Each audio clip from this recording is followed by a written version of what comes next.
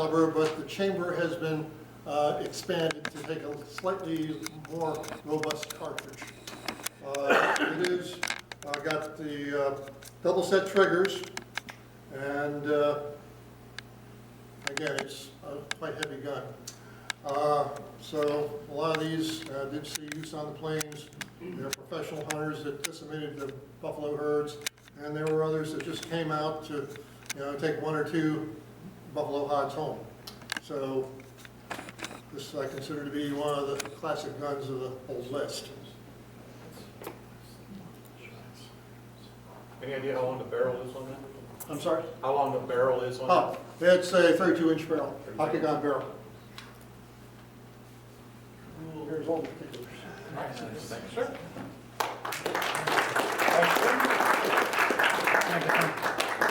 Yeah, where to go? Who's next? Next.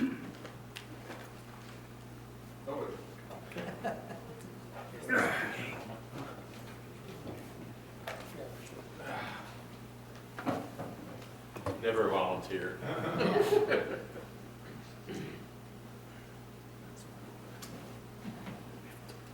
We have all the single action Colts, which are worth a lot of money, and we have Smith & Wessons and all the rest of it. But the basic pistol in the West was the Bulldog. There are 3 on this table, 2 marked British Bulldog, and this one which has no markings at all. This was the gun that people could afford, whether it was a miner or a farmer or whatever. And there are people who've written books since the Colt books come out that this was the gun that won the West. Caliber, probably 32 Smith & Wesson, 38 in that range, because most of them are not marked with a caliber. And as far as shooting them, I wouldn't recommend it unless you were doing a very light black powder cartridge, because we don't know what the metals in these are. But when you look at something like that, it's small, easy to carry. It was much, much less expensive than Colts and Smith & Wessons. It's like the single action Colt. And they were double action, and they were cheap, fast, little, and everybody could put it in a pocket. So it's a gun that not many people pay attention to, but there are 2 other people in this room that do pay attention to besides me. So that's it. How many shots will it take? Let's see, this one I think is 5 or 6. Mine has 7. Your guy has 7? Okay, well, the guys with the other one too, will explain theirs too. But the Spanish were a big manufacturer, the Belgians were a big manufacturer, the British made some, but they're often all marked, not always, but all the ones that are marked are often marked British Bulldog. This one's not marked anything Bulldog. But that's what it is. Does that have any proof marks on it? I can't find any Belgian ones, and the Spanish didn't have proofs at that time. Proofing as we know it, it was not there all the time, all along, and in some countries didn't matter. Yes? To load it, does the cylinder swing out, or does it have a loading? No, it had a lever on the side. There you go. You can see it better that way.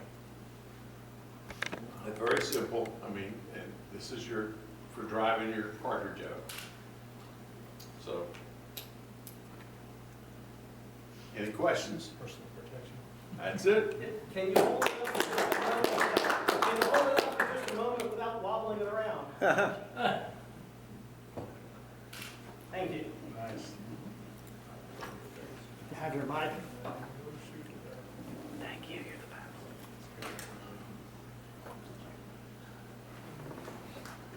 Any Marines in the room? Hoorah. I'll follow up on that because I brought one of these too, figuring there would be plenty of single actions and Smith & Wesson Americans and that sort of thing. He's quite right. There was an article in a recent Gun Digest a few years ago about these, and it's a very extensive survey of these little British Bulldogs. And there were a lot of cheap imitations made. This one was actually, it's a Webley design, basically, is what it is. It's a Webley double action. This one was actually made under license in America by Forehand and Wadsworth, which was a company that was the successor to the Allen company that made pepperbox pistols and that sort of thing. And this is marked British Bulldog on it. And as our friend said, it has a loading gate on the side, a little pin pulls out, and that's your ejector rod. But it also is the cylinder pin, and the cylinder pin swivels and it opens up for cleaning. It's actually a pretty sophisticated little design. There we go. In that movie, The Unforgiven, and Gene Hackman goes up to English Bill and says, "I'll take that little 32. That's probably what this was. It's nickel-plated, 7-shot 32. I also brought these, which I thought were interesting because of the technology that was changing at that time. This is everybody knows what this is. It's a 1849 pocket Colt. This one is an early one. This was made in 1852, has all the characteristics of the very early models. It's got a small trigger guard, has a very small opening for loading the cartridge. This is the Smith & Wesson number 2, second model. The first Smith & Wesson was a little .22 revolver that operated the same way. The reason I brought both of these was that this is old technology. This is a cap and ball pistol. You either load it with a charge of powder and a ball and a percussion cap using your rammer, or you had a paper cartridge that you bit off and stuffed down into the cylinder. This is new technology. This is an 1855 Smith & Wesson. It's an enlarged version of their original .22. Both of these are the same caliber. That's a .31 caliber, this is .32, but basically it's the same. And these revolvers tipped up. Cylinder came out, put 6 cartridges in it, shot them, opened it up again. You ejected it by popping the cartridges out with the ejector rod. But this is, these were both popular in the Civil War. And if you were a traditionalist, I guess you used the old Colt. But this was very modern technology. The interesting thing to me is that they are virtually the same weight, same length, same height, but they fit in the pocket, not a holster pistol. But this was the future, and that was the past. I have a comment on that. Yeah. I had read that there was a 3-year backlog for Union officers ordering the 32 rimfire tip-ups. This one, yeah. Because they liked them because it was so much quicker to reload compared to an 1860 Army. Exactly. And I have one made in January 1865. In fact, that got from Bernie Breitner 7 years ago. 55? Huh? Maybe 55? No, it was made in January 1865. 65, yeah. So it may have been carried in the Civil War, Yeah. although it wasn't much full like. Well, there's still some battles left. Well, we don't know the story behind most of these. I also brought, I didn't see one of these little guys, so I brought this too. You've all seen this, the little Remington Derringer.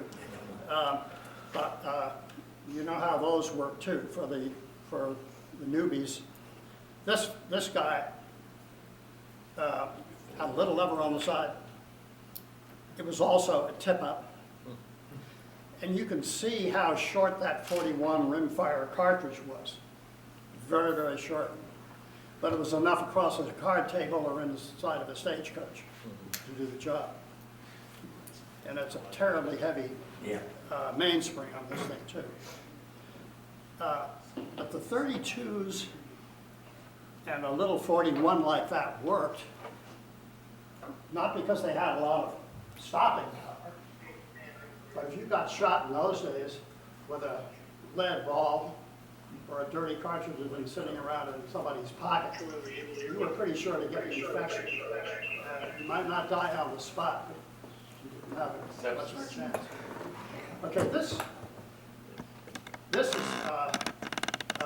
pretty common. Everybody knows what this is. This is a Navy Colt, 36 calibers, 6-shot revolver. It was probably the most popular sidearm in the Civil War, carried by the Army and issued to the Navy. This is an early one. This is model 1851.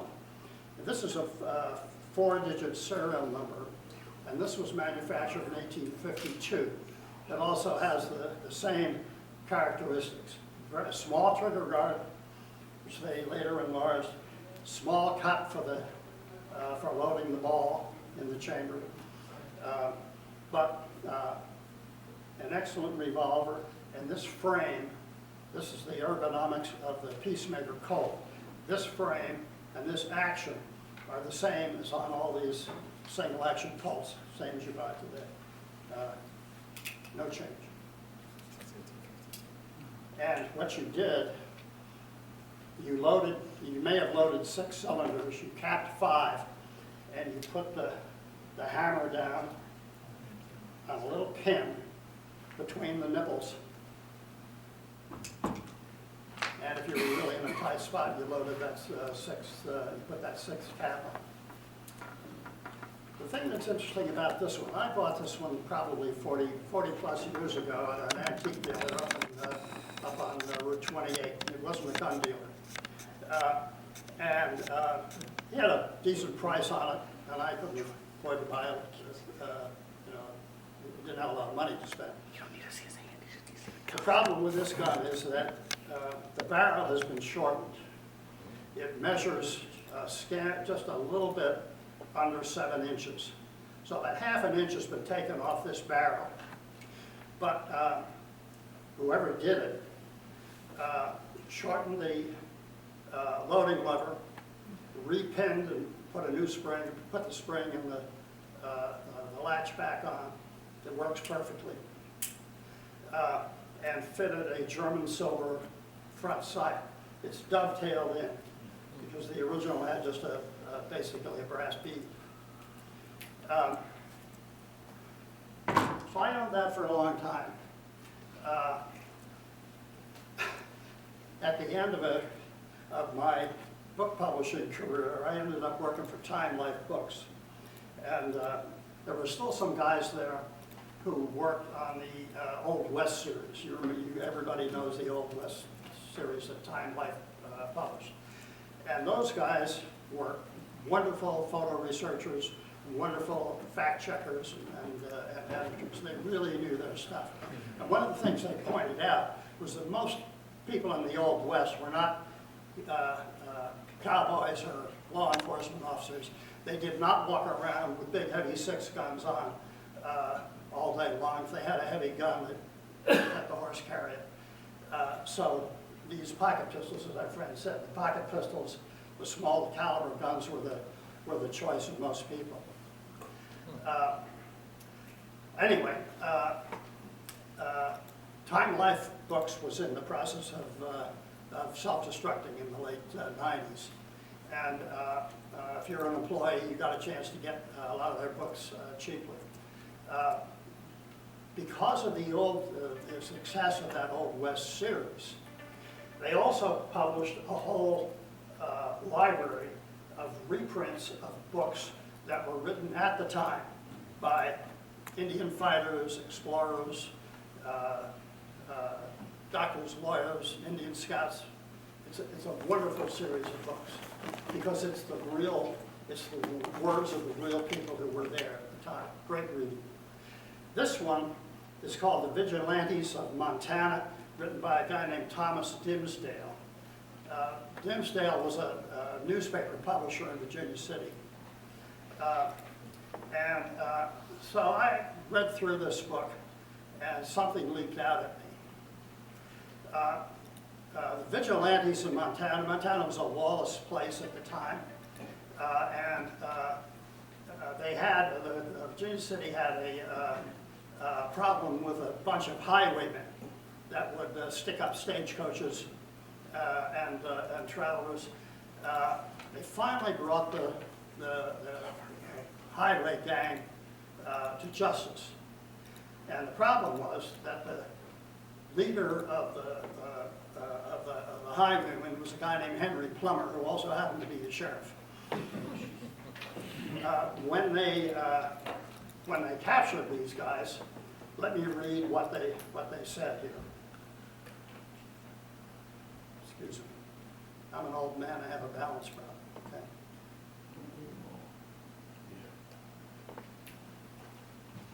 God, I hate this old business.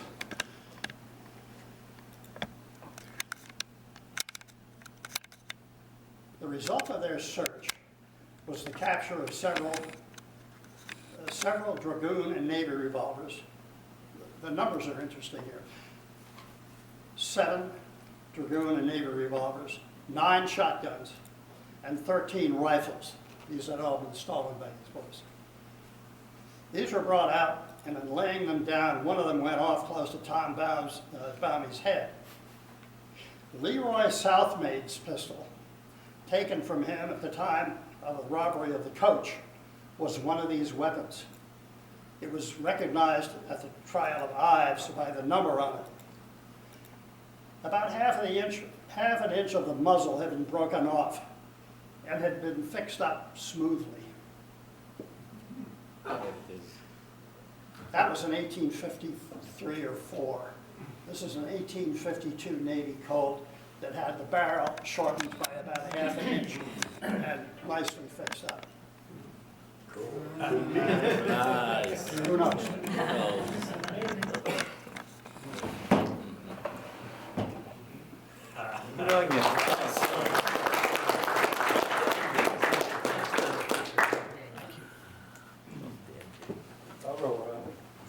And I have no reason to think that a gun's been touched with. I've had it for 40 years. For online, people are doing my phone for that. Yeah, so Okay. speak close to my phone and in that audio thing. Okay. Next month it'll be better when I have the actual cable we need. Yeah. Stupid. I saw this is Old West. I've been kind of Old West. This one was made by Robert Johnson. It's about an 1836 and 54 caliber. I should remember this, but as you can tell, I can't remember, so I'll read it off. These are read some Old West books, and the Robert Johnsons were considered very high quality. They were carried by a lot of fur traders and trappers, from what I've read. This one's in good condition, and also has some interesting cartouches on it. Of course, the percussion, I got it at the Las Vegas Antique Arms Show back in January. And I also brought my sharps and hankins. This one is the model, let me get it exactly right here. Model 1862 Short Cavalry, also known as the 11th New York Volunteer Cavalry model. 19-inch barrel, where most of the carbines had 24-inch. Of the carbines, they made model 1861 Navy, 1862 carbine, 1862 Navy carbine, 1862 Army carbine, and this one, and I thought it was cool because of the way it opens up. They only made 1,000 of this particular model. This came from Las Vegas also. Any questions? 52, I believe. 52 rimfire. 52 rimfire. Have you fired it? Oh, no. I was reading up on Christian Sharps, and a lot of the guns back then had the octagon barrel because it was easier to make. He determined that the round barrel, even though it was harder to make, was more accurate over time because different thicknesses heated up and expanded at different rates. So if you're rapid firing something with an octagon, some parts are going to expand faster than others, so your accuracy is going to go up. I thought that was interesting. Any questions? Thank you. You said that one does have one tag. No, right. Also, it's round. You got the mic, George? Oh, yeah.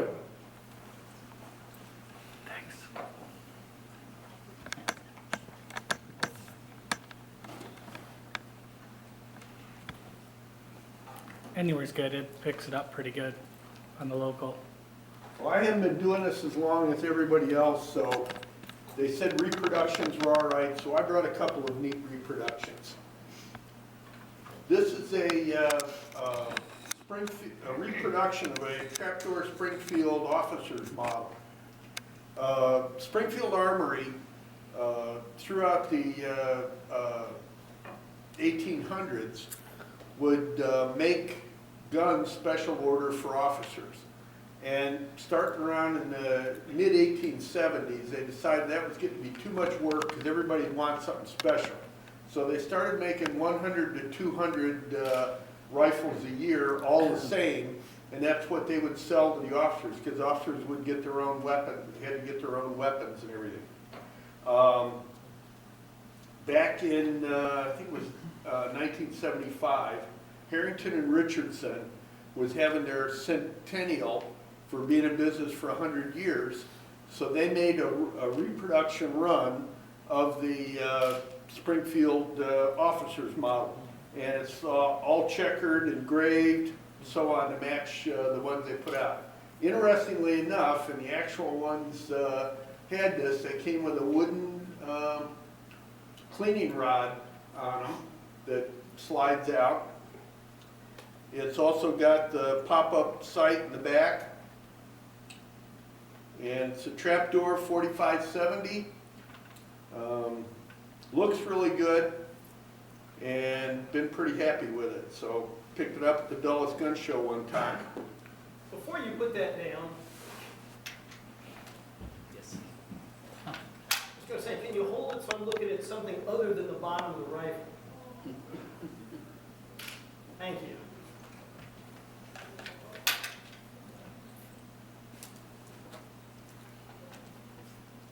And the other thing I've got is a Cimarron-produced single-action army. This one is kind of unique too. It's one they did as a commemorative for Custer's Last Stand, and it's actually a copy. It has the marks. It says F Company, 7th Cavalry on the bottom. They reproduced all the proof marks and inspector's marks and everything on it. But unfortunately, to meet the requirements of the modern gun laws, they had to put the maker's name and stuff on the top of the barrel. But really nice gun. It's of all my revolvers, it's the best shooting one. Very accurate. Real happy with it. So I went out, since it's a reproduction, I got a reproduction holster to go with it. Again, before you put it away, I would like to be able to see the side of the revolver. Thank you. Is it 45 long Colt or what? 45 long Colt. Or 45 Colt. There is no longer Colt. There was a long Colt. Well, according to Smith & Wesson, it was 45 long. Because when they made guns that used it, they didn't want to have the Colt name used. So they called it 45 long. Their cylinders were shorter. After 45, Smith & Wesson was a shorter cartridge that the Army adapted so they could use it in both revolvers. They also call it the 45 Scope. No, actually, they didn't. It wasn't until many years later. It Thank was you. officially the Next month we won't 45 have this Smith & issue. Wesson. When the U.S. government renamed it 45 government cartridge.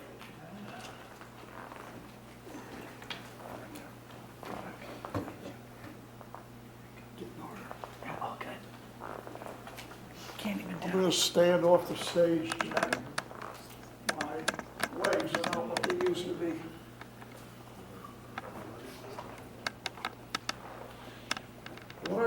in, it was a model 1.5 model frame, Smith & Wesson. It was their first 32 centerfire break top. This one was made from 1878 until 1892. This particular gun was made either in late 1885 or 1886. It's a 5-shot revolver, 3.5-inch barrel. What is kind of, I'd say, semi-rare about it, it's a blue gun. A lot of these were basically nickel-plated. They say, according to Rick Mayhaus's old guidebook, that a blue gun has got a 50% premium over the nickel gun. Now, the one interesting aspect of this is the early guns did not have a strain screw on them. That was another reason for premium. This one has a strain screw for the mainspring. And you always talk about the old Colts, about leaving a chamber empty or your hammer on an empty chamber. In this one, you didn't have to do that. They designed a rebounding hammer so that it would stay away from the cartridge as a safety feature. Now, this particular one, let's see. I gave you 1885 rare blue premium 5-shot break top, 3.5-inch barrel, spur trigger. This one has all matching numbers, including the inside of the grips, which is usually on the right grip. And on these ones with the black percha or rubber, usually it was done in pencil. So sometimes you can't really see it. You have to look at the strange light to catch the graphite flakes. Now, as far as the cartridge goes, this to me, compared to, let's say, the Fort and Wadsworth and the others, this ran about $10 a pop back in that time frame, which is pretty damn hard money to come by for a lot of people. The cartridge normally uses an 85 grain bullet, round nose. Now here's the intriguing thing. Muzzle velocity is 680 to 800 feet per second. Energy, about 120 foot-pounds. The specifications I read, it says effective up to 25 yards. I do have my doubts about that one. But interestingly enough, in the time range I gave you for the production, from 1878 to 1892, almost 98,000 of these were made. Probably 3/4 of them were probably nickel. It's just like my friend Craig Peters there has a Baby Russian. And one of the rare things on a Baby Russian, even though they only made 26,000, nickel was common. Finding one that was blue with the original wooden grips is extremely rare. Craig, correct me if I'm wrong. Yep. Okay. That's it. Any questions? Thank you. I forgot, there's an empty cartridge case here. You can barely see it.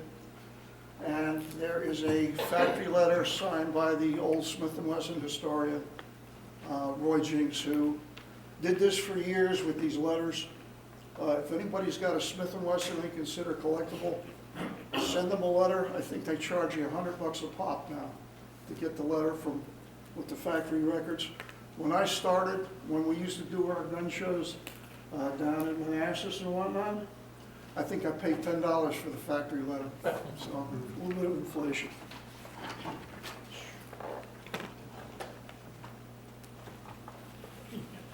He gets it.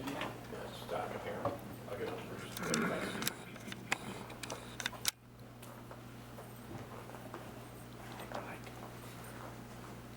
Thank you.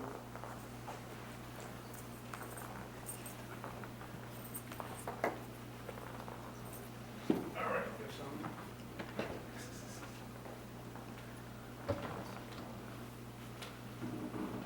Should we take a break before Brian speaks?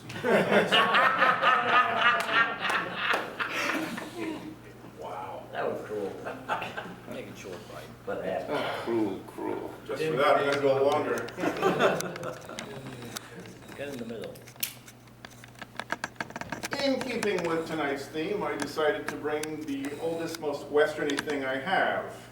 What you're looking at is the only firearm I've ever purchased. I had absolutely no idea what it was or what caliber it was at the time, but I picked it up in the old Dale City show for $100. I said, what the hell, why not? It took me years of research to figure out exactly what this thing is. It actually goes by many names. What we have here this evening is a Spanish Orbea Hermanos. As Dave Murphy correctly pointed out, the H in Hermanos is silent. Orbea Hermanos, which means Orbea brothers. Smith number 7, also known as the Model 1884, also known as the ONA. Since this is made in the Basque region of Spain, ONA is Basque for good, so you can call it the good model. This goes back to Old Spain, 1884. Spain wanted to replace their Belgian Lefaucheux pinfires, which were in widespread service around the country. They contracted with Smith & Wesson to buy the number 3. Apparently there's an interesting patent law in Spain. If it ain't patented in Spain, it ain't patented. So right after the government started buying these revolvers from Smith & Wesson, Orbea Hermanos started making basically a copy with one minor difference. As I understand, the Smith & Wesson model number 3 is single action. This is a double action. It is a top break 6-shot revolver. Caliber, at the time when I bought it, it just said 44. I said, that's a little vague. Could you maybe be more specific? He says, I'm not sure. All I knew for certain was it sure as hell wasn't 44 Magnum. After much research, I found out this is chambered for the 44 Russian cartridge, also 11 millimeters is the metric version. Although I've come to understand, not my expertise in this range, but it could probably take other 44s as well. But I've only tried it with the 44 Russian cartridge. These were very popular. It has a logo here. You obviously can't see it, but afterwards you can come and take a look. The logo was stylized to look just like the Smith & Wesson logo. They look very similar. Unless you're looking right at it, you probably couldn't tell the difference. But for $100, it's enjoyable. My information tells me the ONA, or Good Revolver, or the Smith & Wesson, Smith number 7, or the model 1884 was made between 1884 and 1902. That's about all I know. Any questions about this model? Troy? That pistol actually had 2 other big contracts to it during World War I. Italy? The first was the British. The Correct. British bought it in 455 Webley. There's one little difference. The grip is a little longer, and they were sold as a Webley replacement model. But the Italians also bought 5,000 of them after the British said, nah, we're good. We don't need any more of those things. And the Italians went, yeah, we'll buy some, and bought 5,000 chambered in 10.4 Italian ordnance. Excellent point. Yeah, the British one, the bottom grip looks a little different, a little longer. It's got a little protrusion. But other than that, it's very similar. But again, for $100, I was pleased. Now, if you know me, you know. Another Mauser. Another Mauser. I love my Mausers. So, very cool story. Some of you might remember several months ago, or maybe even last year, I acquired the rarest military surplus rifle, the Peruvian Mauser model 1891/12 Navy carbine, only 400 made. I picked it up at Douglas, the only one I'd ever seen. After buying it, doing a little research, I came to realize, wait a minute, some of the pictures where they show in the books, the very few books that show it, show a longer rifle than my carbine and give longer dimensions. There is a short rifle version. I must get one. Never seen one before. One came up for auction. I decided to take some advice, excellent advice from Troy here. If auction doesn't sell, try contacting the seller, see if they'll take a lower price. I'm like, okay, this thing ain't gonna sell. Nobody on the planet besides me even knows these things exist. Last 5 seconds of the auction, some other asshole starts bidding. And it came down to the wire at, not this weekend, but the previous Dulles show. And I had some of the club members around me bidding, and it became quite a fun side gig. And I had Carlos, our resident Peruvian, there for good luck. And I'm like, okay, it's on. I want this thing. And I started bidding aggressively. And I won. That night, I went home. I started doing more research on the short rifle. And I'm not a member of Gun Boards, but I started looking there. And I found somebody who wrote an excellent article, a long 30-page dissertation on the Peruvian rifles, the model 1891. So I said, oh, let me contact this guy. Oh, wait a second. That's the asshole I was bidding against. Mr. Clio 45 had the same handle on Gun Broker as Gun Boards. Okay, but very good source of information. I did contact him, haven't told me who I am. But anyway, so this is the rifle. It started life as an Argentine model 1891 long rifle made by Deutsche Waffen und Munitionsfabriken in Germany. One of the, well, this is really the first of the successful military Mausers with bolt action and forward locking loads. 1901, Peru wanted to buy some. They bought some covertly from Argentina. They were in Argentina. Argentina couldn't really pay for the shipment, so to save face, they sold them to Peru. They went back to Germany to have the Argentine crest removed and the Peruvian crest put on, and then sent back to Peru. Peru bought 16,000 long rifles and 4,000 carbines. Later, in 1909, Peru adopted the Mauser model 1909. I bought mine from Carlos, Peruvian rifle, bought from a Peruvian, that had the Langevisier sight, or also commonly called the roller coaster sight, this crazy monstrosity where the sight starts at the 400-meter zero up to 2,000 meters. Well, they wanted their 1891s to have the same sight for the new cartridge, so in 1912 they retrofitted the long rifles with the Langevisier sight. Mid-1930s they wanted some carbines, they cut some down. Again, I have the Navy carbine, and then I found out there's the short rifle, which is intermediary between the carbine and the long rifle. These were made for the Peruvian engineers and the Peruvian artillery.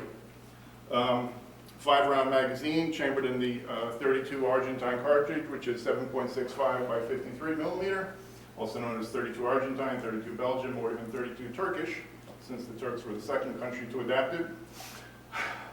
I have no idea how many of these were made. I don't think it's as rare as the Navy carbine, but again, if you can find it, it's a pretty cool piece of history. And when these were refinished in 1912, when they had the Langevisier sights put on, most of the receivers were polished over, and it's very hard to see the Peruvian crest. On this one, it's unique because you have a very clear, nice view of the Peruvian crest. Haven't fired it yet, just got it, but it is a cool, rare piece of Mauser history. Questions? Louis? Overall, what would you say the condition of that is? Because it looks good. It does look good. I'd say this is about a solid 8 out of 10. Slight indentations in the wood. Barrel is in excellent shape. Bolt locks up well. And by the way, these things were re-serialized when they were converted by Peru. But for some reason, I noticed this still has the R prefix. And in some of my research, it indicates that R might stand for reformado, which you see on some other rifles from the Latin world. But R was the first series of the 1891 Argentines, which was the end of the first contract that went to Peru. So it might still be, maybe they left the prefix, but then re-serialized it. Any other questions? Oh, that's a conversion from the 1891 rifle. Correct. Okay. Mm-hmm. Got a picture? Okay, cool. Thank you.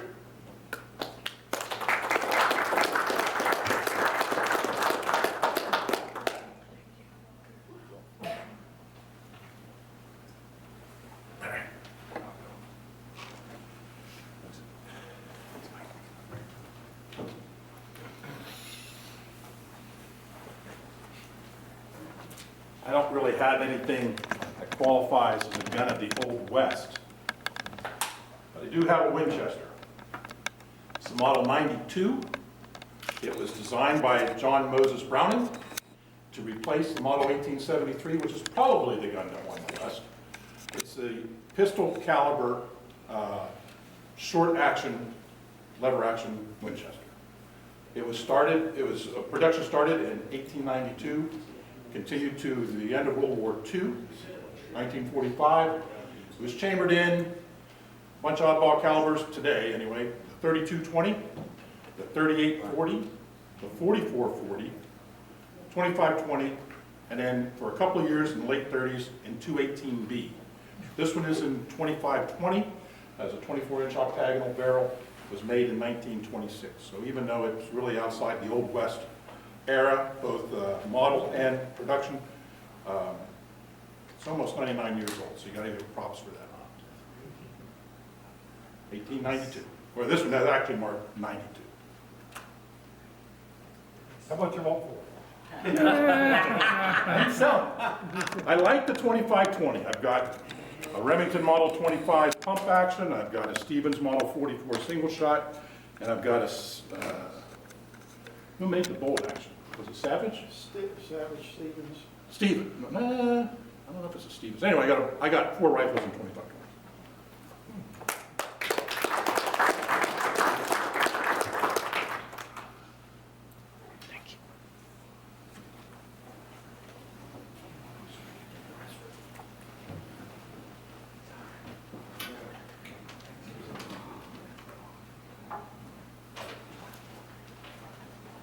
Okay, I have two rifles that are sort of related, even though they're replicas.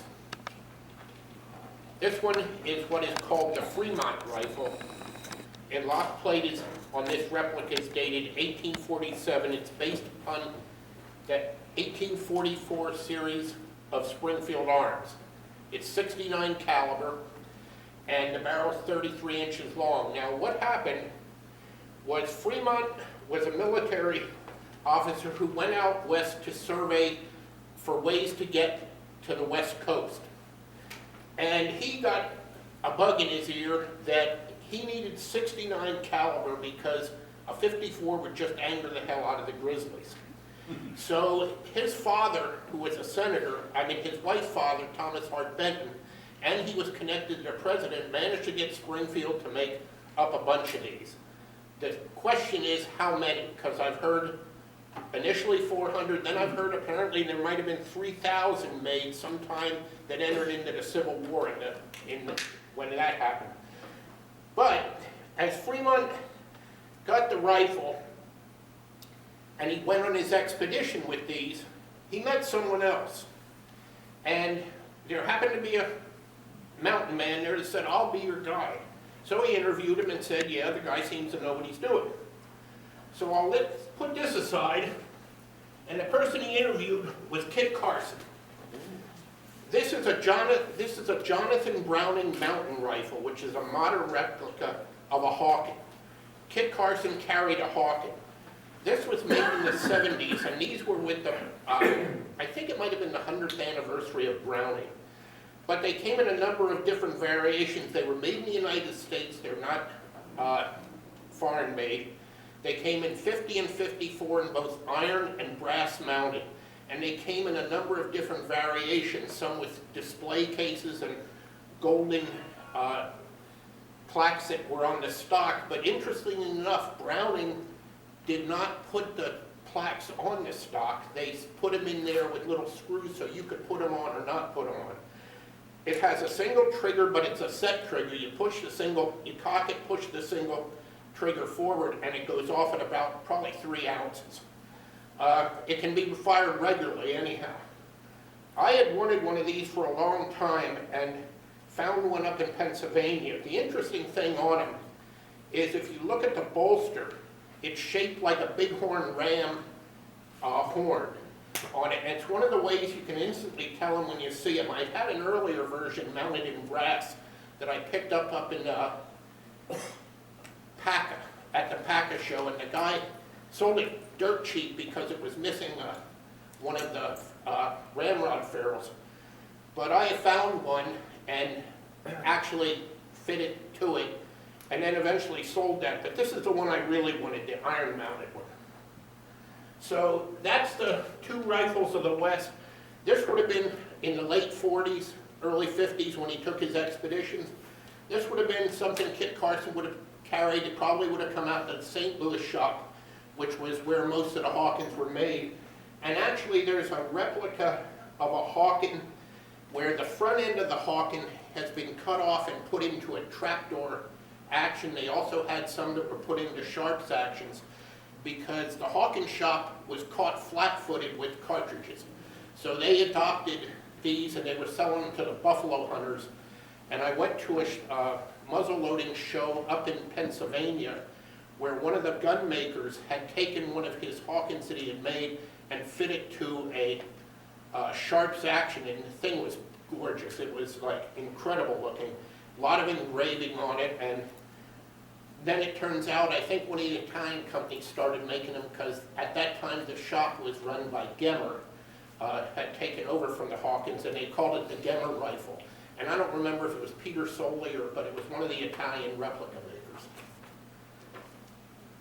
Interesting enough, Fremont went on to be California's first senator, a gold and mining speculator.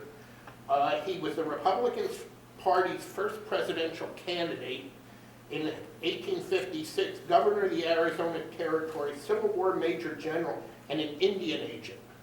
Apparently, he has some negatives in his history because one of the things I looked up said the guy felt he was definitely treated very kindly by history given what he accomplished. So, interesting set of rifles. This one, the Fremont rifle's a pleasure to shoot, even with 69 caliber. It is a good, accurate rifle.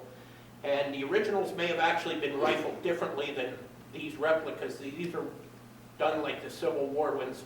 One of the originals, the guy said it had evidence of deeper rifling. Now, whether that was after the fact or that it might have been set up to also use round balls. What caliber is your mountain rifle in? The mountain rifle is in 50. The Fremont rifle 69 caliber. Hey, Bill, the exhibit up in the museum, isn't that a reproduction of the Hawkins shop up there? Yes. I have Yeah. not been in to see that. Yeah, it's off to the Yeah. right. The Hawkins, I think there's only about 15 original plains rifles in existence. I know one of them's out at the Cody Museum, and there's one that was the Mariano Medina, who was a Mexican mountain man, had one with a real elaborate butt plate, and it had silver pieces in the shape of stars alongside of the butt plate. And I've seen a custom-made one that someone made there. It's just beautiful. But Hawken rifles are one of the rarest old-time rifles to get, because most of them, I mean, they were fighting with them as clubs, they were fighting grizzly, they just wore out.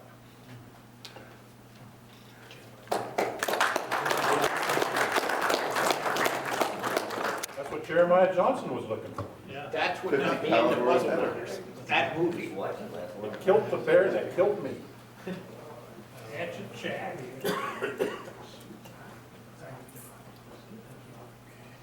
Excellent. I have this. Call the backup.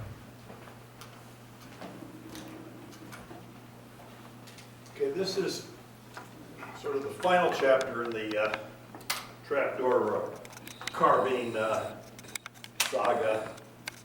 So you first had the 1873, the famous Custer era cavalry carbine, and then the later one. This is the 1884 carbine in 45, and I guess it's not really 45-70 because they download the carbines from the 70 gram to what is it? 55. 55. So it was a lighter load because it's a lighter rifle, and otherwise it really would kick way too hard. So the real interesting thing about this, and this final chapter in the trapdoor, and this was an obsolete gun when it was built in 1880. I think this one was 1886. Is it has the Buffington sight, which has the all this elaborate windage. It's a little bit frozen, but it will swivel like a Springfield sight or the later Crag sight, so it has this elaborate windage capability, which seems pretty ridiculous on that. Now the carbines are about 10% of the trap doors compared to the regular rifles, and to verify that this is the proper sight, it is marked with the C versus R. So the Buffington rifle sights have a little R up here. This has a little subscript C to note that it's the proper carbine sight. And it does have the trap. This one's seized up, but for the trap door for the cleaning rods. Any questions? Where'd you pick that one up? At an auction. Yeah.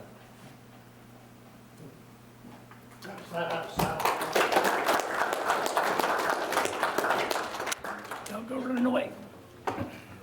Microphone. Don't.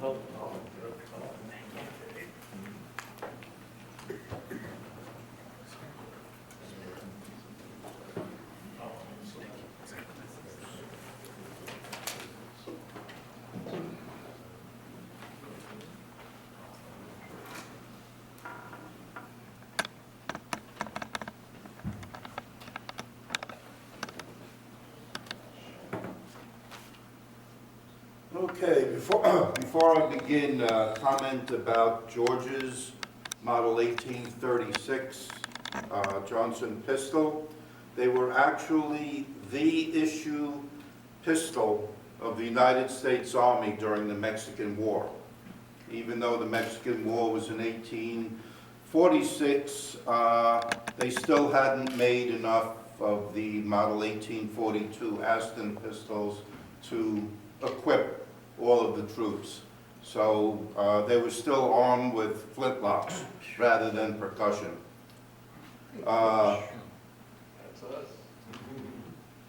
This is a, let me stand up here so you can take the photos.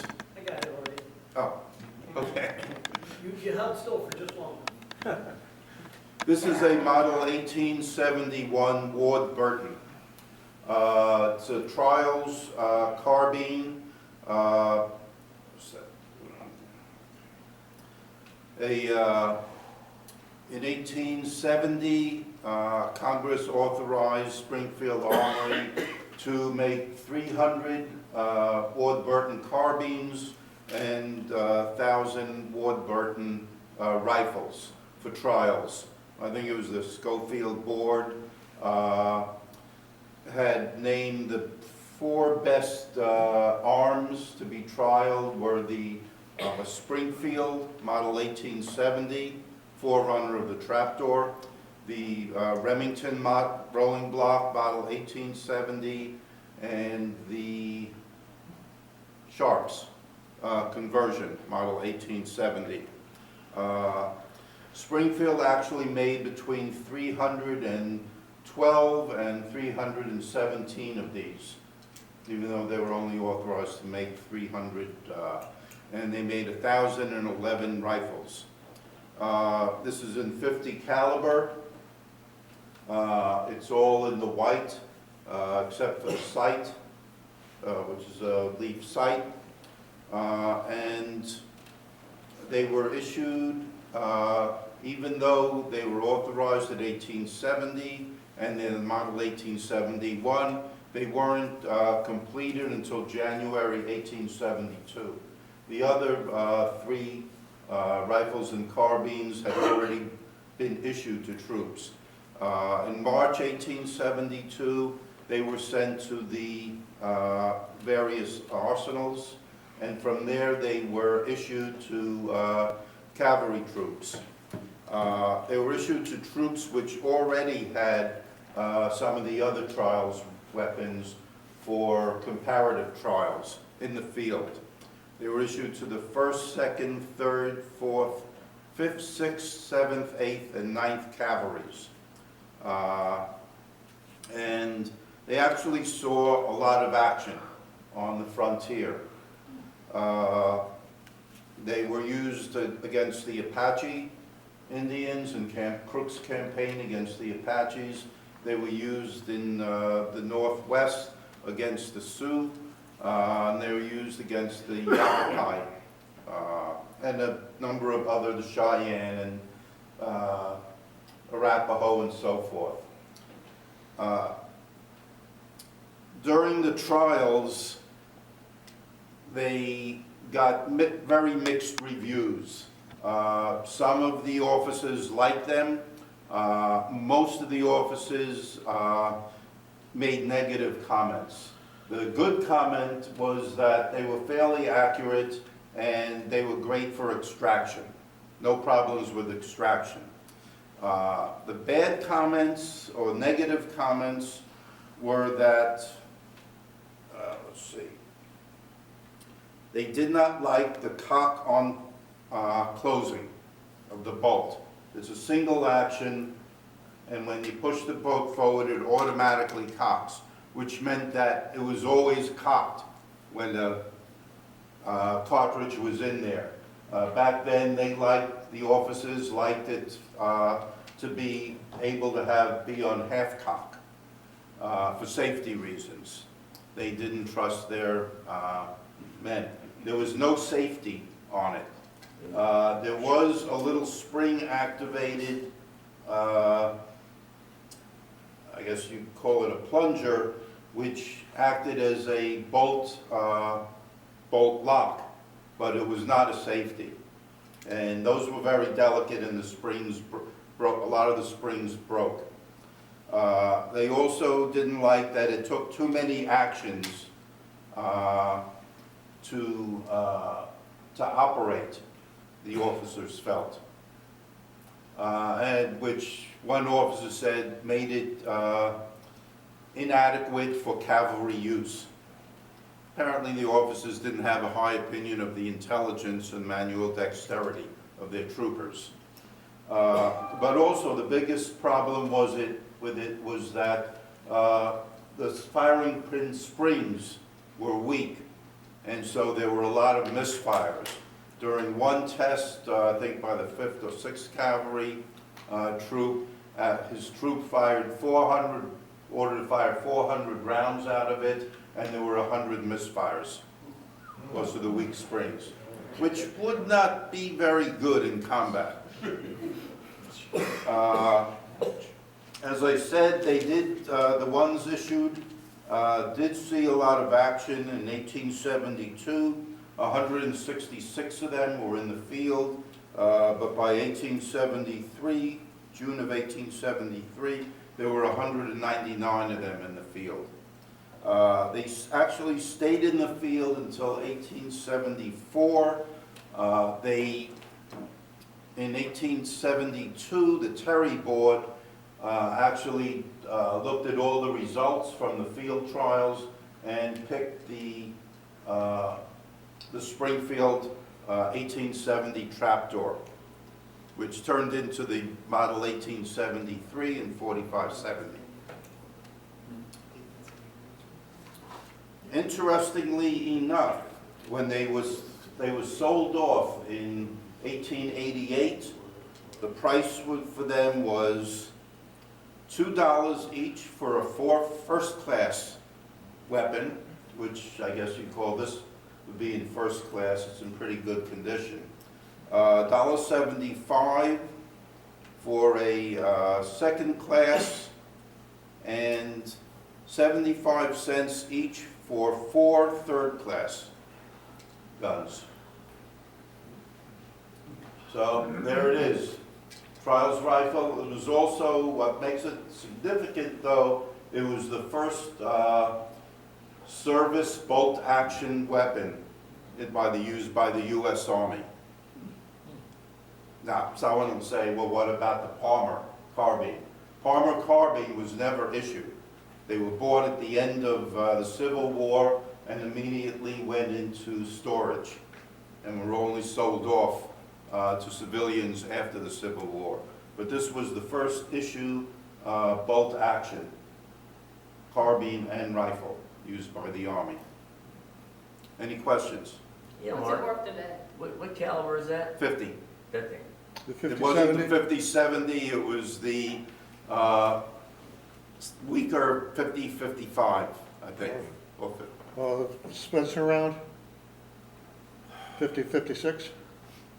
By 1870, they were trialing the 50/70, so Yeah, it would yeah. be the weaker of the 50/70 equivalent, 50/55. What's it worth today? Hmm? What's it worth today? $2. Several thousand. Does the bolt turn down? Yeah. It shows, close it.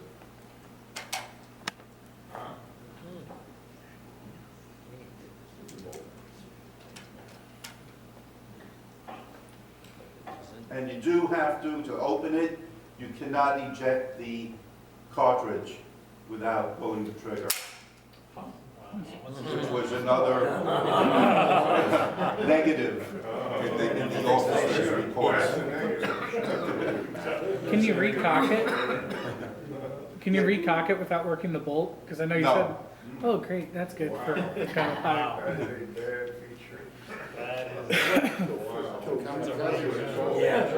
Yeah, I was like, well, even like a dry seat, a dryser rifle and stuff, you can recock the action, or a shot bow. Yeah.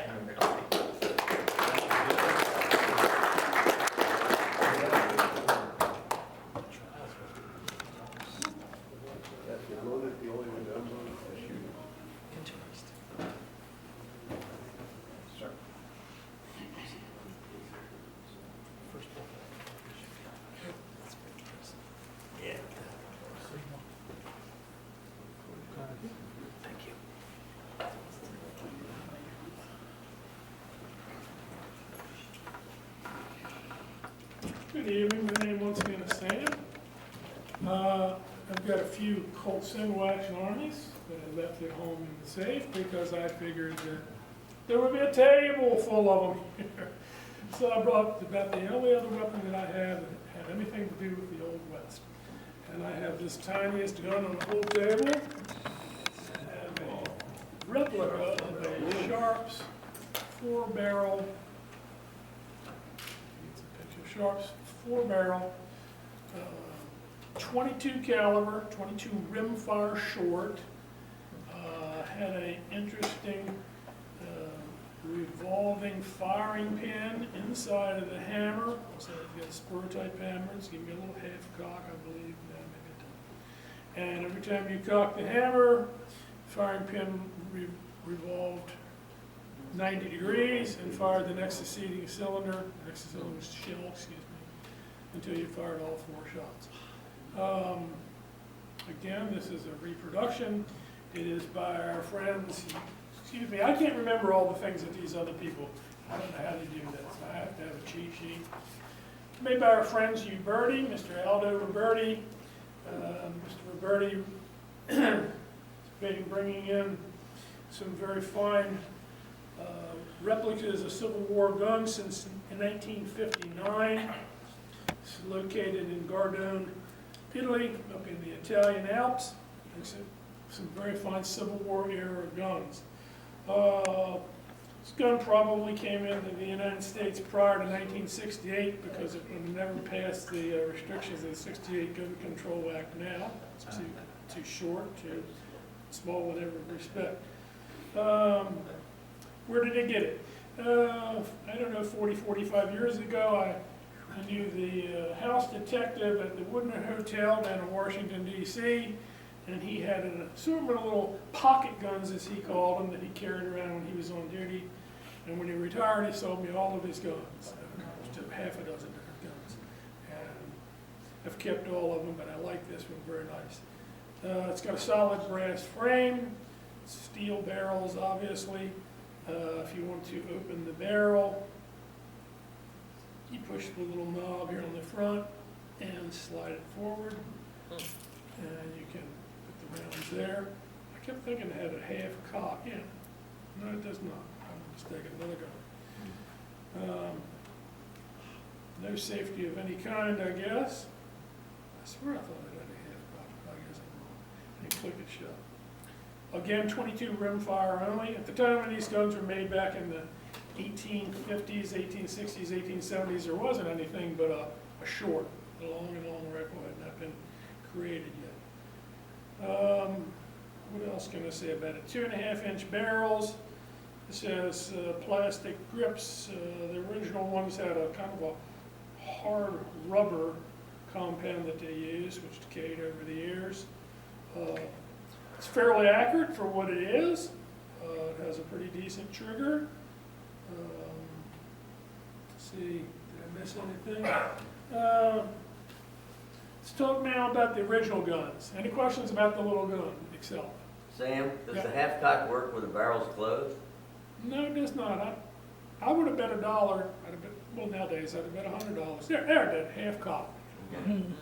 I must have had my finger against the trigger when I was trying to do it earlier. It does have a half cock.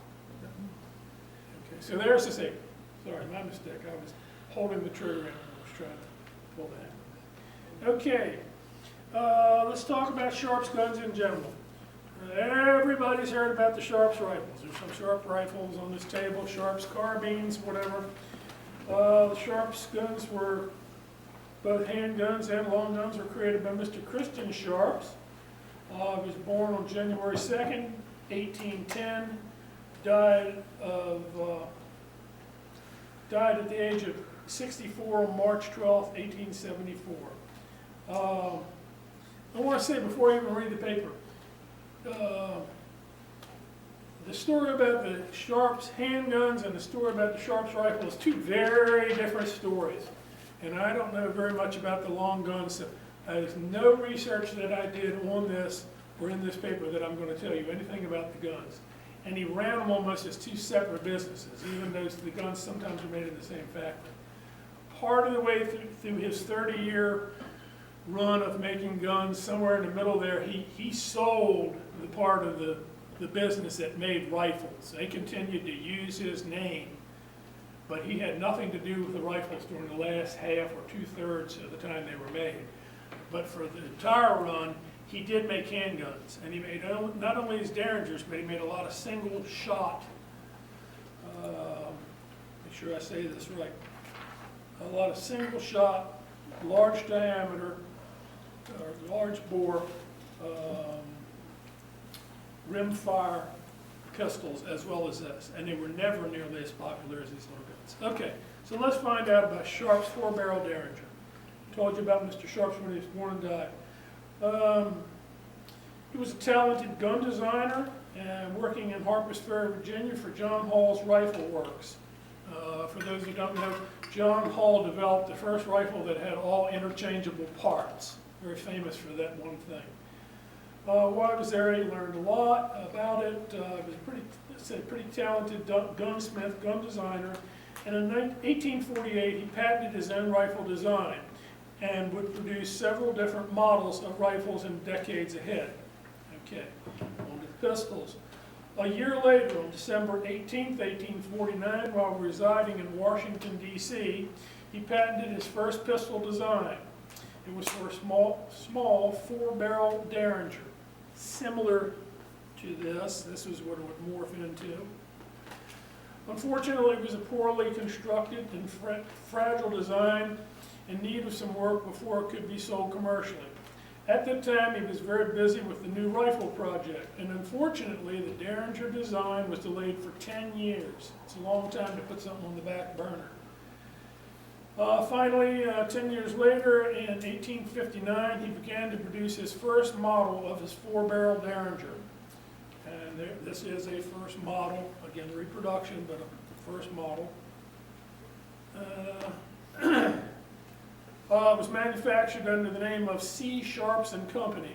It had a solid brass frame and a body made of steel. It's calibered in .22 rimfire short. At that same time, he also produced a second model, another 4-barrel Derringer with solid brass frame and steel barrels. It was calibrated in the more powerful .30 rimfire cartridge.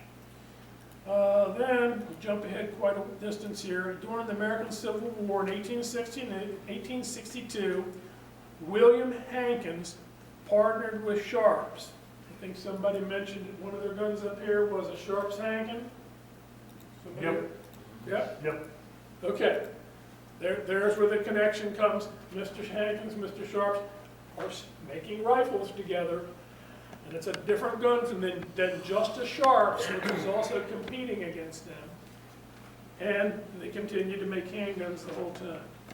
Okay, again, Civil War 1862, William Hankins partners with Sharps, bringing much needed funds, and the company was renamed Sharps and Hankins. Under the new partnership, they produced the third model Derringer in 32 rimfire with an iron frame. I have never seen one. It's the rarest out of the 4 models. This model was short-lived and discontinued in 1867 when the partnership ended. In that same year of 1867, the company reverted to the previous name of C. Sharps and Company. It was then that Sharps introduced the 4th and final model Derringer. It's very similar to these little earlier guns here, but it had a new bird's head grip and a 2.5-inch barrel. Mr. Sharps died in 1874, and the Derringer production stopped that same year as his death. His Derringers, all the Derringers, as far as I could tell, were manufactured in Philadelphia, Pennsylvania, and it is estimated that the total reached approximately 100,000 units. It had nothing to do with the single-shot pistols that he made.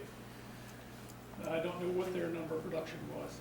In closing, I would like to note that Mr. Sharps also made a line of single-shot, breech-loading, large-bore pistols. However, they never sold in the great numbers like the Derringers did. Any questions, please? All right, thank you very much.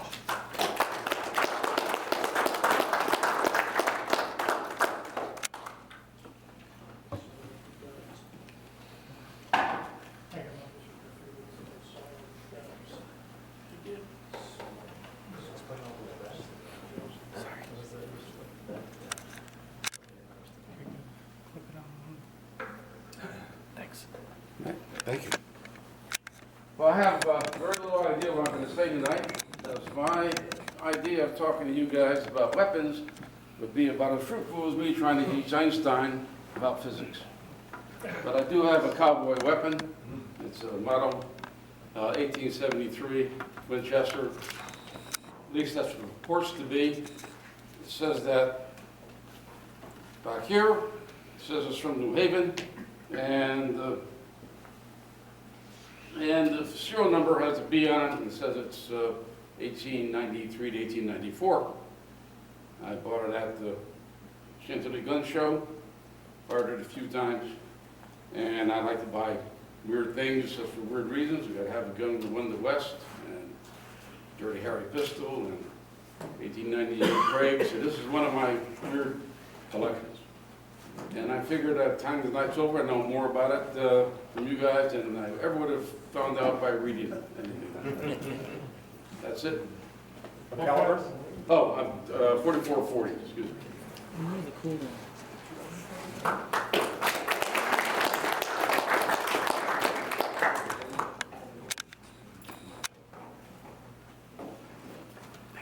Sorry we didn't get to talk earlier. I apologize. Very busy with this. There you go. Thank you. What caliber is that? 4440. 4440. Looking for a cowboy pistol to go with it.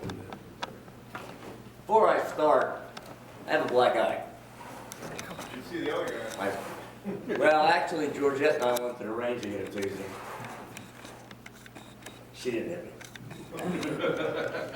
That's okay, it was all your fault. Yeah, anyway. I bought, on July 12th, I bought a brand new, and they're very brand new, H&K CC9, micro compact 9mm. So we're shooting at 7 yards. The 8th round I've ever fired in that gun, I was shooting with my hands, you know, out, shooting a decent group too. All of a sudden I get whacked in the head by the firing pin. Ooh. Right. And I yelled, I dropped the damn gun, Georgette was about 10 feet to my left. She came running over to see if I was all right, which I wasn't. I was in a few minutes. And then she noticed a bunch of parts in the ground, including the firing pin. Wear your damn shooting glasses. It hit right in the bottom part of my glasses. This cut was from the bottom of the glasses. The mark on my nose was from the side of the glasses. Another, somewhere up there is another cut from one of the other pieces.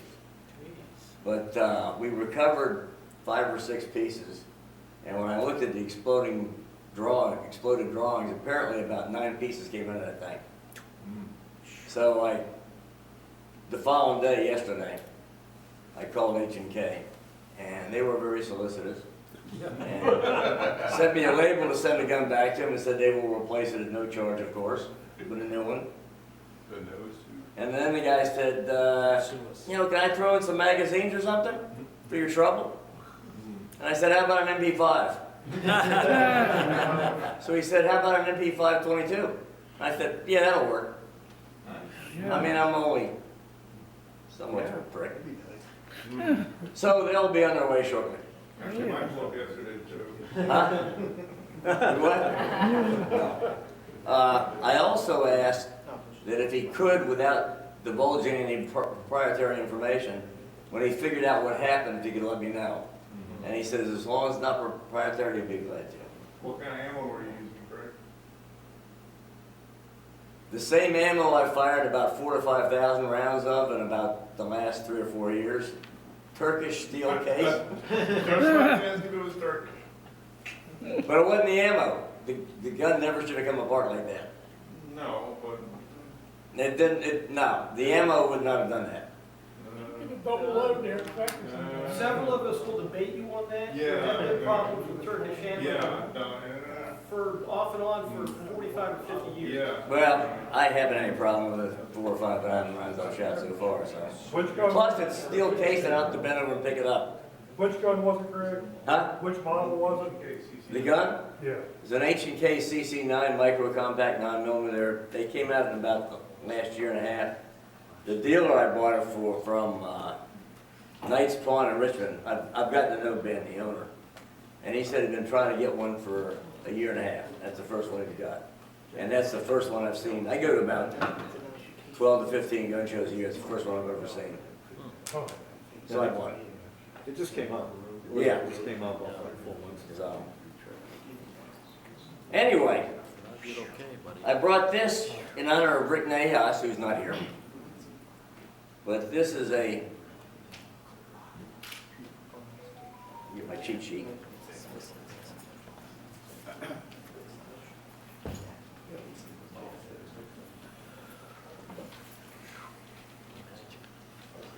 I grew up watching Hopalong Cassidy Westerns and others back in the late 40s. And I've always been fascinated by Western guns. I had a hell of a time deciding what to bring. A lot of them are reproductions, but I've got a few old ones. Excuse me. In fact, I could have brought a Bisley. Anyway, this is a 38 single action first model. It's a stiff top brake. It's made for 38 S&W. And the first model had this piece coming out here. And for some reason, as John said before, they call it the Baby Russian. Nope, because it's the same mechanism as what they used on the big Russians. Okay. Well, they only made these from 1876 to 77, and they made, as John said, 25,548 of them.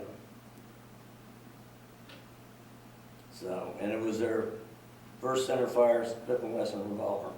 And that's who the cartridge was created for. Good, I learned something else. Thank you, John. You learn a lot here. Greg? hold it up, it looks to be in excellent condition. Well, I'll tell you the, Five shots? I'll tell you the rest of the story then. 5 shots? Huh? 5 shots? Yeah. I bought this in October of 2013 at the, nope, wrong gun.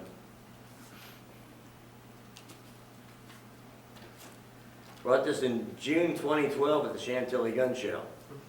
And any of you guys remember a dealer named Tony Wilcox? Yeah. Okay. I bought a shitload of guns from Tony. And if we weren't buying guns, we were telling dirty jokes. And I got to know him real well. And he gave me some really good deal. I was at the show on Saturday. He had bought this Friday night. Some guy was carrying it around.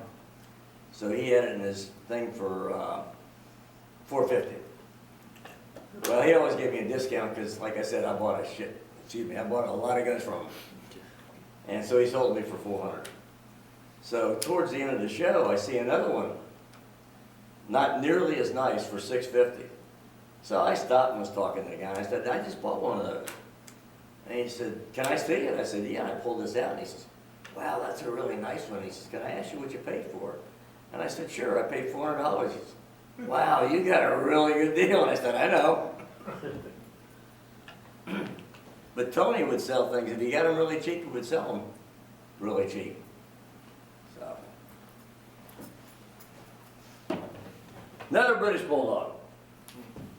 This has got the, I didn't write it down, but on the end of the cylinder, it's got the marking for Belgian proofs, even though it's marked British Bulldog. This one, though, is a real gun. It's in 44 Bulldog caliber. Now, I have shot it. If you've ever seen that cartridge, it is about that long. But 44 is better than a 32. This one is nickel finish. It's engraved, not by a master engraver. Has mother of pearl grips. I bought this in October 2013 at the Richmond Gun Show. I think the Richmond Gun Show. I bought it for $50. Tony told me these grips are worth $250, and that was back then. So it was a good deal. Plus it's neat. As far as these being used in the West, I had read also that another reason they were carried a lot is a lot of the Western towns, when the cowboys came in, they'd make them check their guns while they were there, so they didn't shoot the place up. So a lot of people would buy these things, carry in their pocket, in case some cowboy forgot. So. Oh, that's a pretty one.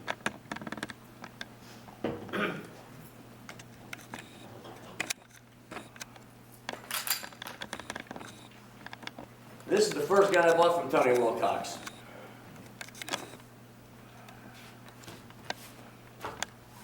It was made in 1884. It's a 1873 short rifle in 44-40. What's unusual about it,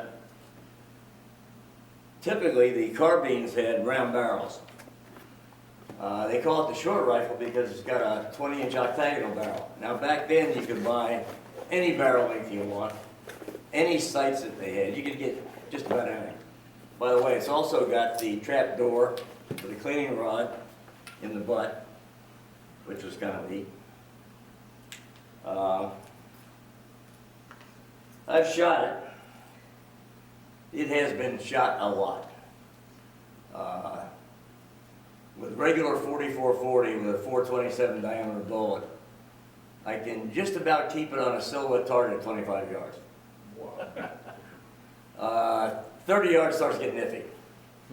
I loaded some with 429 44 Magnum bullets, and that tightened up the group by about 8 to 10 inches. It's probably got about a 432 bore or something now. But it's just a neat gun, and it's all beat to hell, which to me is even better, because it's seen some interesting use.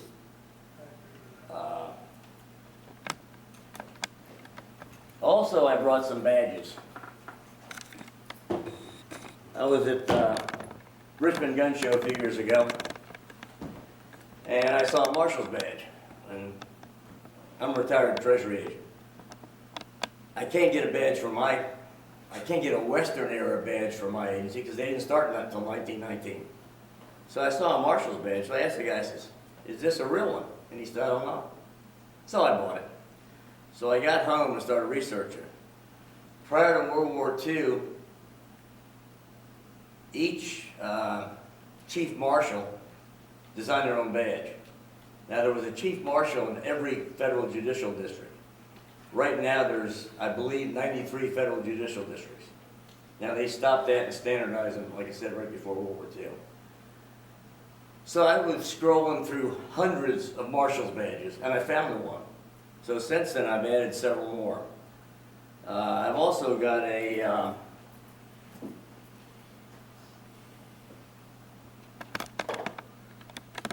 Texas Ranger badge. I'll save that one. A Cochise County Sheriff's badge. And one of my favorites, official brothel inspector. And actually, I have another one of those at home. Is that from Las Vegas? Huh? Probably. Las Vegas? Probably.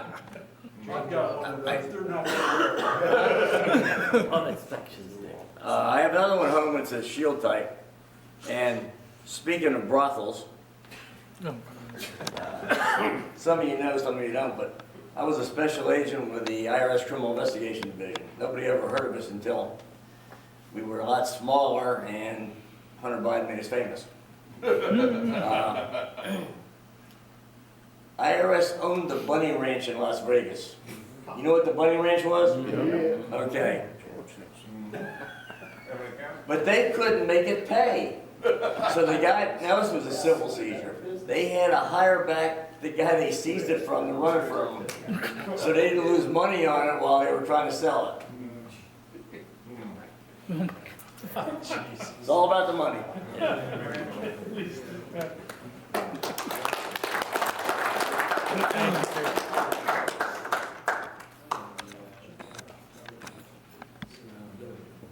Any others? I got, Nope. I'll go last. I'll go last. Well, I don't, go ahead. Like that. Thanks. I was trying to go last because I obviously do not have a weapon that fits into this category of weapons that wander west. I have a very new weapon. This is the Beretta BRX-1. Happy? All right. So this is a new production. Sorry guys, not falling into this, but I don't really have anything that falls into this this area except for one I brought that in a couple months ago. Western Italy. Well, actually, Beretta was around. You know, the company was around in the time of the Wild West. But anyways, so this is Beretta's new rifle. It's they're delving into the world of hunting rifles. This rifle comes in 4 different calibers. Comes in 30-06, this is 30-06. It's 308, 300 Win Mag, and also 6.5 treatable. Comes in the 20-inch barrel, threaded. And today's kind of latest niche is a lot of hunters are running with suppressed options. Whether or not it's valid or not, but it's one of those things. But this, very unique thing, and this is actually, as many of us know, Beretta actually acquired Seiko and Tikka. Two Finnish hunting rifle, well, actually 2 rifle companies, and probably some of the technology they kind of, bleed down and actually produce, newer technologies and newer products.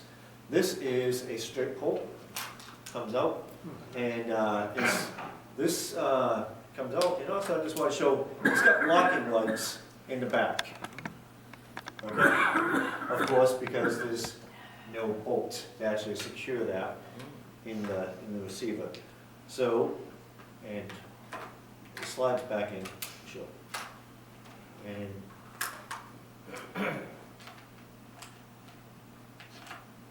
anyways, we'll get there. So, anyways, with that said, is one sec. Yeah, we'll get there later. Anyways, so, You broke it. that's okay, it's still under warranty.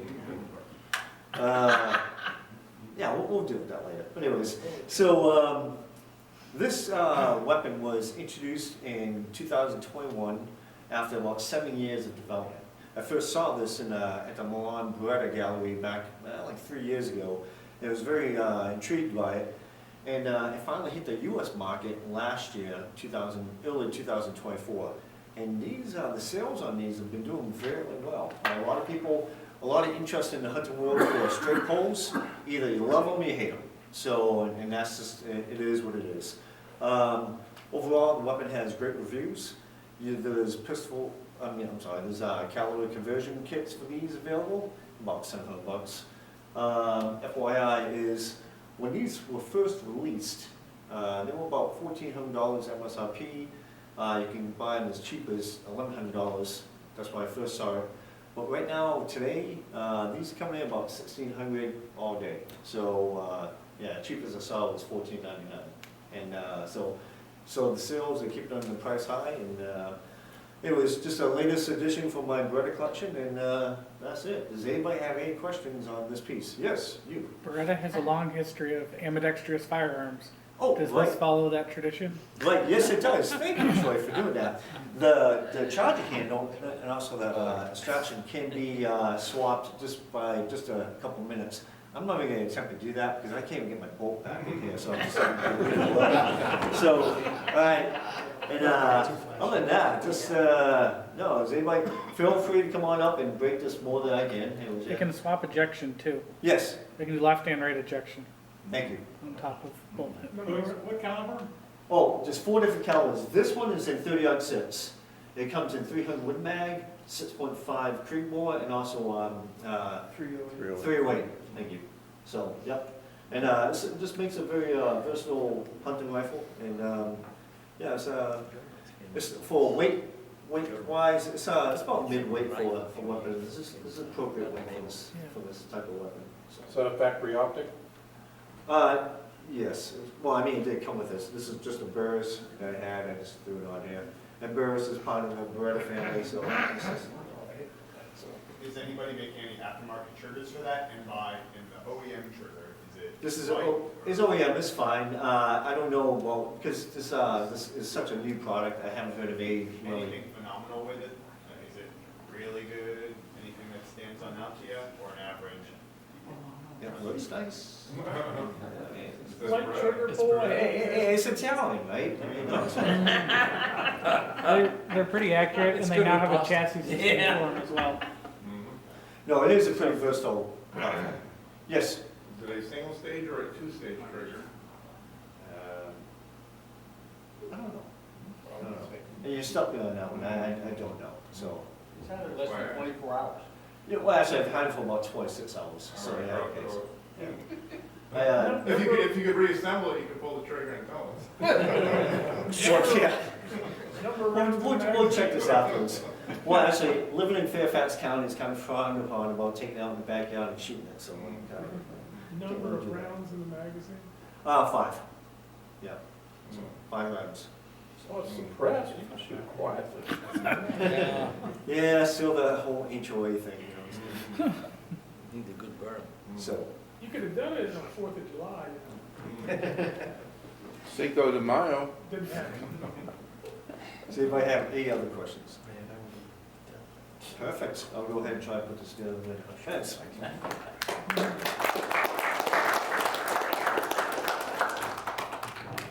If nobody else has anything, I'll go ahead. Mike. Yeah. Got the camera on auto there, Jack? Now, we'll worry about that later.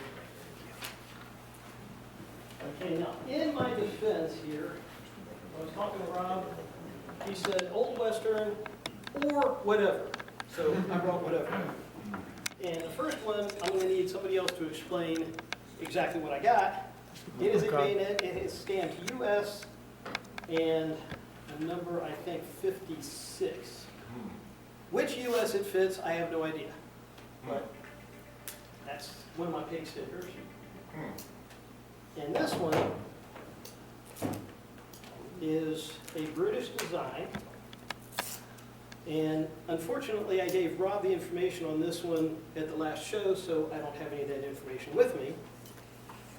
But this is, The sappers and miners Model F bayonet? that's the one. So sappers and miners bayonet, which is kind of like a sword, if you will. That's cool. This one actually came out of the East India Company. It is not British military marked, but markings on it do indicate that it was East India Company use. And that's about all I've got. So feel free to come up and play with these. Yeah. And if you want to tell us what this is, because I know I've got those written down at home, but I forgot to bring that too. Okay, yeah, it's your typical model 1816. 1816 there. Thank you. That was easy. Next. It's nice to have something that somebody knows. That's it.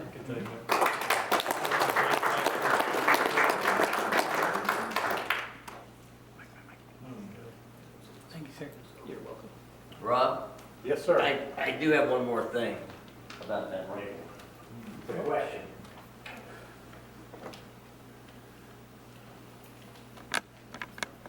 Did that have a particularly low serial number?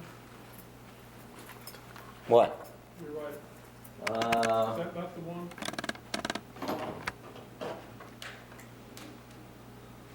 You had one. No, I don't think so. You had one with a 4-digit serial number. Oh, that's a model 1894, first year gun. Okay. This rifle has a brass circle in there, inlet in it, and there's some faint writing on it. If anybody can figure out what it is, I have a lighted magnifying glass here. I'd really appreciate it. The thing holds the battery in and comes off, don't worry about it. But I'm curious about what that might be. I can't really make it out. If I could, I wouldn't know what it meant. Actually, no, I got one name. I'll say something with NACs. Sure. Hey. Okay. Next to it, I'm gonna have a problem. Okay. Hey, just want to say one last thing, just one little note. Many of you might have heard that just the other day, on Sunday, there was a loss of life with a U.S. Air Force security force member. Supposedly an accidental discharge of an M18.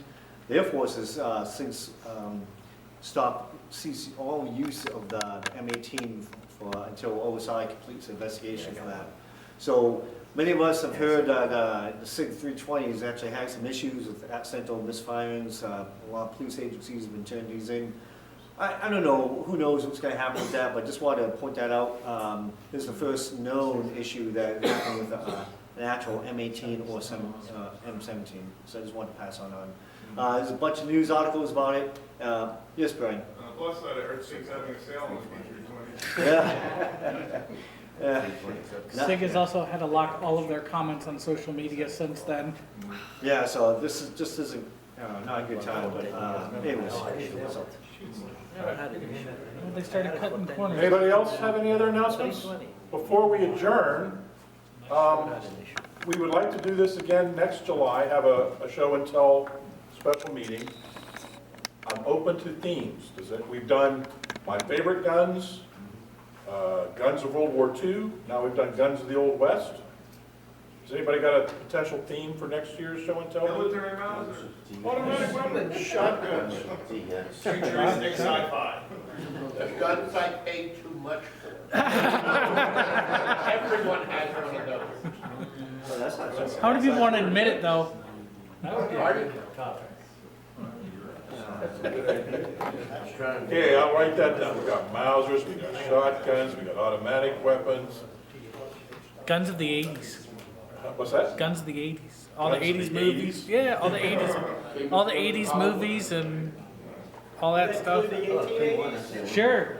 How about you take all the 1780s. suggestions and we vote on it? We can do that. How about stainless steel weapons? Yeah. They're all great ideas. The ones you paid too much for.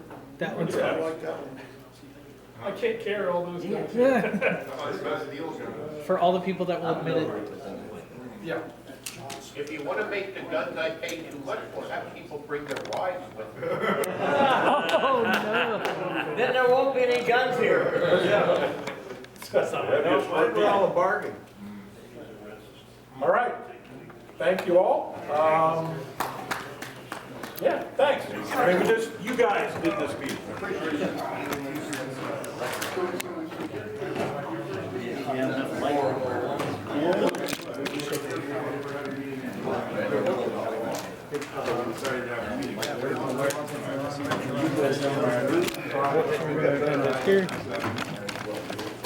What do you think, Park Ranger? Can you read it? Oh, really? If I can come out. That's Sam. This is Bruce. Yeah, Bruce.